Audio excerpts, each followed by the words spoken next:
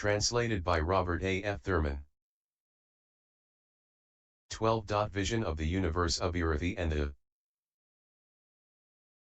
Tathágata Aksobhy. Thereupon, the Buddha said to the Licchavi Vimalakirti, "Noble son, when you would see the Tathágata, how do you view him?" Thus addressed, the Licchavi Vimalakirti said to the Buddha, "Lord, when I would see the Tathágata, I view him by not seeing any Tathágata. Why? I see him as not born from the past, not passing on to the future, and not abiding in the present time. Why? He is the essence, which is the reality of matter, but he is not matter. He is the essence, which is the reality of sensation, but he is not sensation. He is the essence, which is the reality of intellect, but he is not intellect.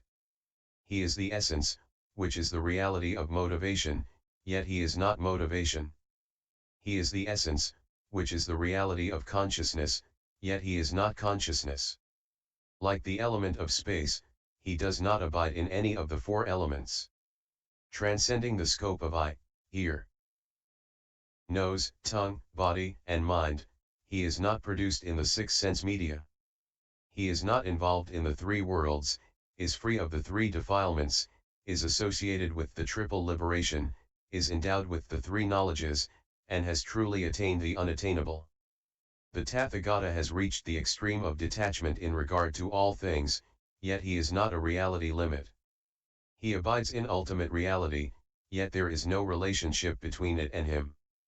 He is not produced from causes, nor does he depend on conditions. He is not without any characteristic. Nor has he any characteristic. He has no single nature nor any diversity of natures. He is not a conception, not a mental construction, nor is he a non-conception. He is neither the other shore, nor this shore, nor that between. He is neither here, nor there, nor anywhere else. He is neither this nor that. He cannot be discovered by consciousness, nor is he inherent in consciousness. He is neither darkness nor light. He is neither name nor sign. He is neither weak nor strong. He lives in no country or direction. He is neither good nor evil. He is neither compounded nor uncompounded. He cannot be explained as having any meaning whatsoever.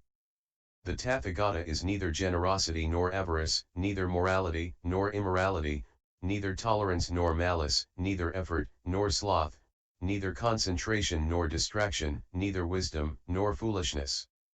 He is inexpressible.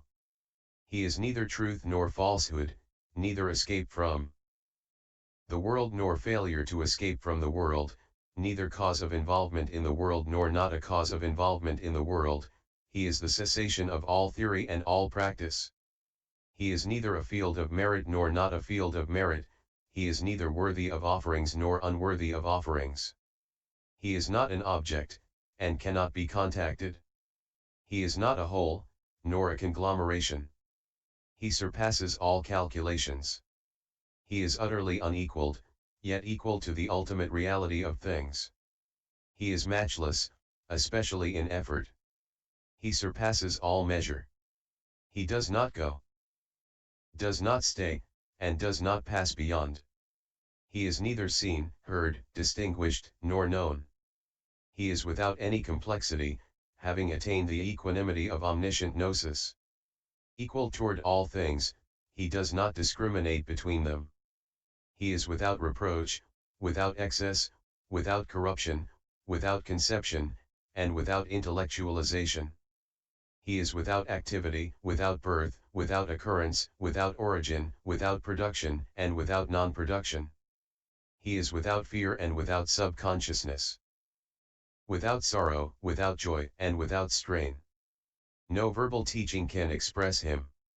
Such is the body of the Tathágata, and thus should he be seen. Who sees thus, truly sees. Who sees otherwise, sees falsely. The Venerable Shariputra then asked the Buddha, "Lord, in which Buddha field did the noble Vimalakirti die, before reincarnating in this Buddha field?" The Buddha said, "Shariputra, ask this good man directly where he died to reincarnate here." Then the Venerable Shariputra asked the Licchavi Vimalakirti, "Noble sir, where did you die to reincarnate here?" Vimalakirti declared, "Is there anything among the things that you see, elder, that dies or is reborn?" Shariputra, "There is nothing that dies or is reborn." Vimalakirti, likewise, Reverend Shariputra, as all things neither die nor are reborn, why do you ask, where did you die to reincarnate here? Reverend Shariputra, if one were to ask a man or woman created by a magician where he or she had died to reincarnate there, what do you think he or she would answer? Shariputra, "Noble sir, a magical creation does not die, nor is it reborn." Vimalakirti, Reverend Shariputra, did not the Tathágata declare that all things have the nature of a magical creation? Shariputra, "Yes, noble sir, that is indeed so." Vimalakirti, Reverend Shariputra, death is an end of performance, and rebirth is the continuation of performance. But, although a bodhisattva dies, he does not put an end to the performance of the roots of virtue, and although he is reborn, he does not adhere to the continuation of sin. Then, the Buddha said to the Venerable Shariputra, "Shariputra, this holy person came here from the presence of the Tathágata Aksobhy in the universe of Abhirati." Shariputra, "Lord, it is wonderful that this holy person, having left a Buddha field as pure as Abhirati, should enjoy a Buddha field as full of defects as the Saha universe." The Licchavi Vimalakirti said, "Shariputra, what do you think? Does the light of the sun accompany the darkness?" Shariputra, "Certainly not, noble sir." Vimalakirti, "Then the two do not go together?" Shariputra, "Noble sir, those two do not go together. As soon as the sun rises, all darkness is destroyed." Vimalakirti, "Then why does the sun rise over the world?" Shariputra, "It rises to illuminate the world, and to eliminate the darkness." Vimalakirti, "Just in the same way, Reverend Shariputra, the Bodhisattva reincarnates voluntarily in the impure Buddha fields in order to purify the living beings, in order to make the light of wisdom shine, and in order to clear away the darkness. Since they do not associate with the passions, they dispel the darkness of the passions of all living beings." Thereupon, the entire multitude experienced the desire to behold the universe of Abhirati, the Tathágata Aksobhy, his bodhisattvas, and his great disciples. The Buddha, knowing the thoughts of the entire multitude, said to the Licchavi Vimalakirti, "Noble son, this multitude wishes to behold the universe of Abhirati and the Tathágata Aksobhy, show them."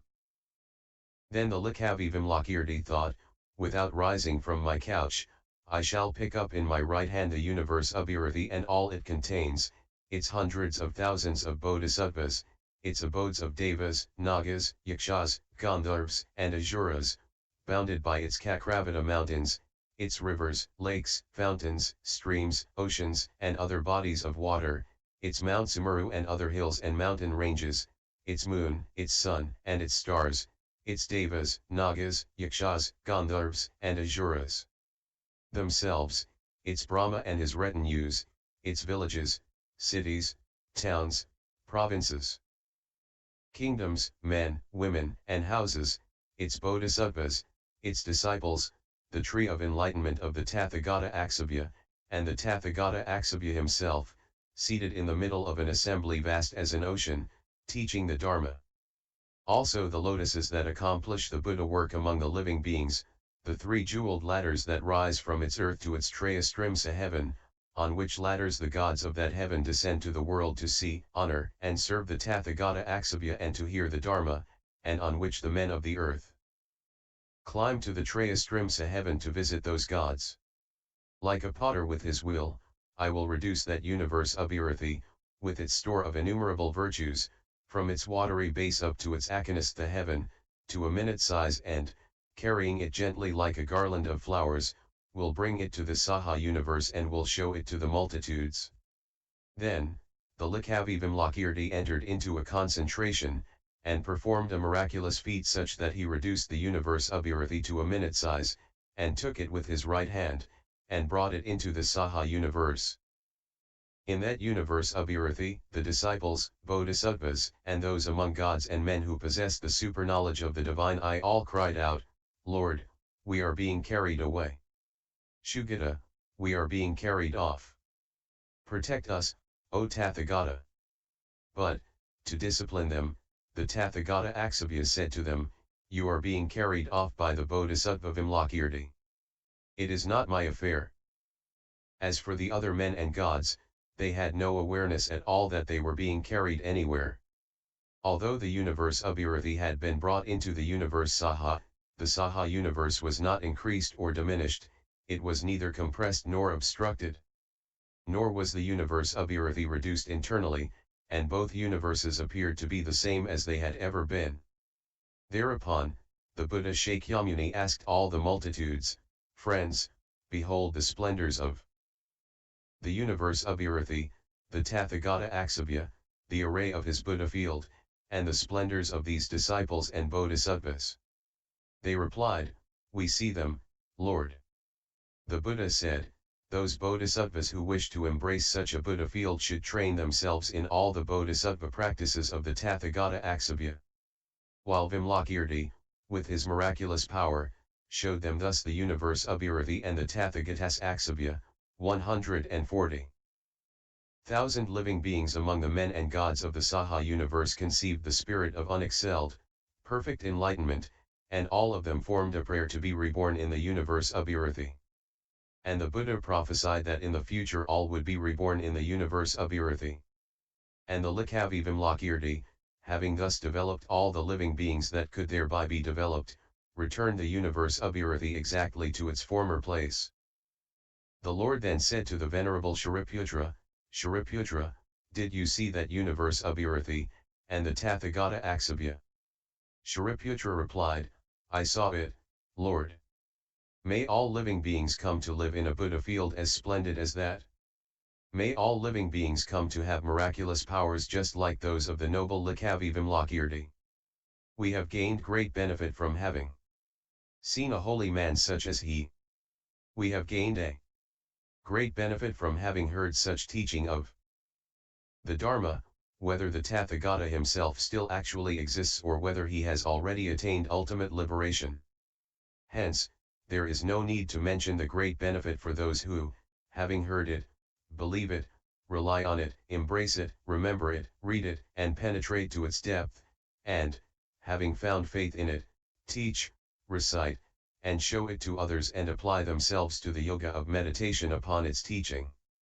Those living beings who understand correctly this teaching of the Dharma will obtain the treasury of the jewels of the Dharma.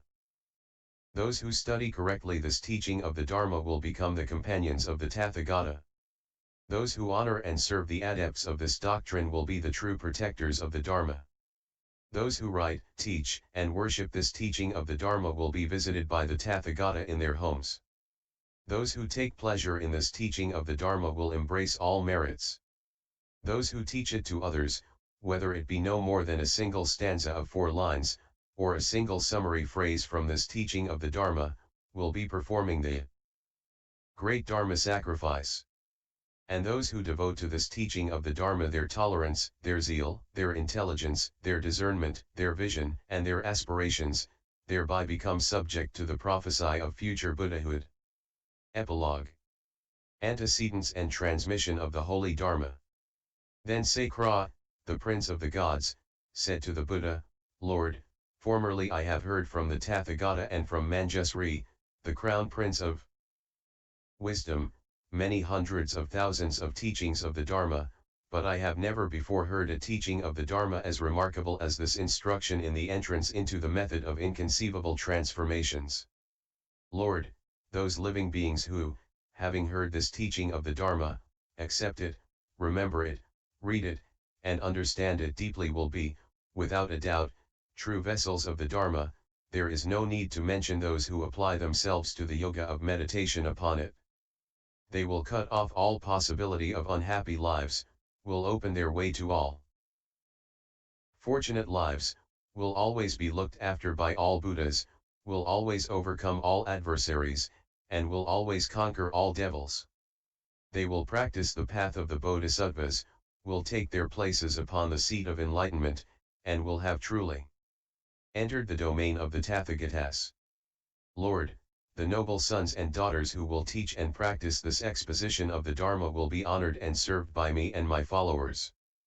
To the villages, towns, cities, states, kingdoms, and capitals wherein this teaching of the Dharma will be applied, taught, and demonstrated, I and my followers will come to hear the Dharma. I will inspire the unbelieving with faith, and I will guarantee my help and protection to those who believe and uphold the Dharma. At these words, the Buddha said to Sakra, the Prince of the Gods, Excellent! Excellent, Prince of Gods! The Tathagata rejoices in your good words. Prince of Gods, the enlightenment of the Buddhas of the past, present, and future is expressed in this discourse of Dharma. Therefore, Prince of Gods, when noble sons and daughters accept it, repeat it, understand it deeply, write it completely, and, making it into a book, honor it, those sons and daughters thereby pay homage to the Buddhas of the past, present, and future. Let us suppose, Prince of Gods, that this billion-world galactic universe were as full of Tathagatas as it is covered with groves of sugar cane, with rose bushes, with bamboo thickets, with herbs, and with flowers, and that a noble son or daughter were to honor them, revere them, respect and adore them, offering them all sorts of comforts and offerings for an eon or more than an eon. And let us suppose that, these Tathagatas having entered ultimate liberation, he or she honored each of them by enshrining their preserved bodies in a memorial stupa made of precious stones, each as large as a world with 4 great continents, rising as high as the world of Brahma, adorned with parasols, banners, standards, and lamps. And let us suppose finally that, having erected all these stupas for the Tathagatas, he or she were to devote an eon or more to offering them flowers, perfumes, banners, and standards, while playing drums and music. That being done, what do you think, Prince of Gods?